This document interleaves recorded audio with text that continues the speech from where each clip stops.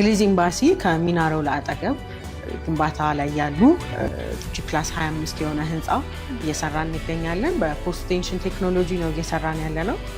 በዚህ ቴክኖሎጂ መሰረት አድርገን በአንድ ወር እስከ 3 ስላብ ድረስ መሙላት እንችላለን ማለት ነው። ቶሎ ለማስረከብ የሚጠቅሙንን የትኛውንም ቴክኖሎጂዎች እየተጠቀምን ነው። ወደ 27 ወር አካባቢ ይወስድብናል ገንብተን ለማስረከብ ከባለ 2 መኝታ እስከ ባለ 4 መኝታ ቤቶችን እንዲሁ አሁን ባየሻቸው ዲዛይን የተወሰኑ የዲዛይን ማስተካከያዎችን አድርገን በዚህ ስታንዳርድ እና በዚህ ልክ ለመስራት ሬዲ ሆነን ኦልሬዲ አሁን የፋውንዴሽን ስራ እየሰራን ያለነው። የአዲሱ ቤተ መንግስት እይታ ያላቸው ቤቶች በካሬ በ61 ሺህ ብር ከሰመር ሪል ስቴት።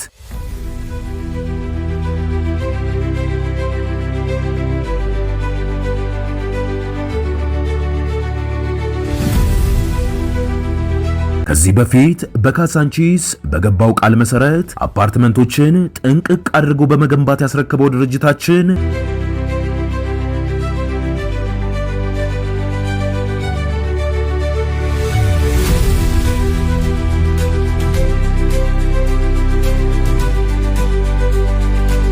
አሁን ደግሞ ከእንግሊዝ ኤምባሲ አጠገብ ከአዲሱ ቤተ መንግስት በቅርብ ርቀት ከባለ 2 እስከ ባለ 4 መኝታ አፓርትመንቶችን በካሬ በ88 ሺህ ብር 100% ለሚከፍሉ ደግሞ በካሬ 61 ሺህ ብር ብቻ ከ50% የባንክ ብድር ጋር አቅርበንሎታል።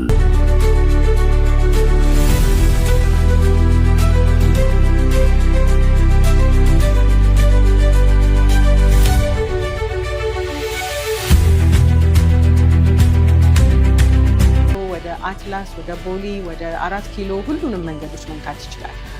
አሁን መንገድ አይደለ እያራራቀን ያለው። ስለዚህ ሰፋፊ መንገዶችን አማራጭ ብዙ መንገዶችን የያዘ ከዛ ውጭ ደግሞ አካባቢው ላይ ለ16 ኤምባሲዎች በ3 ኪሎ ሜትር ራዲየስ ውስጥ ይገኛሉ።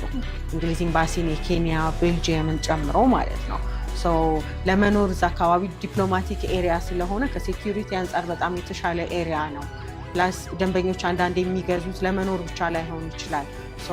ሬንታል ቫልዩ በጣም ጥሩ ነው። እዛ አካባቢ ዲፕሎማቲክ መንደር ስለሆነ ኪራይ ይፈለጋል። ስለዚህ አፓርትመንት ኪራዮች ንጹህ ሆነው ሴኪዩሪቲ ያላቸው ቦታዎች ሲሆኑ ለኪራይ ተመራጭ ይሆናሉ። ስለዚህ ደንበኞች ግዴታ ለኢንቨስትመንት ሲያስቡ ሪተርን ኦን ኢንቨስትመንቱን የሚጠብቁት ሸጠው ላይሆን ይችላል፣ አከራይተው ከስር ከስር ሊያገኙ ይችላሉ። ከዛ በተጨማሪ ደግሞ አካባቢውን በደንብ ታውቂዋለሽ ብዬ አስባለሁ። የጫካ ፕሮጀክት ያለበት ሎካል ደንበኞች እንዲሁም ደግሞ ዲያስፖራዎች ተመራጭ የሚያደርጉት ቶፕ ቪው አካባቢ የሚባል ነውና ለመኖር በጣም ምቹ የሆነ ቦታ ነው።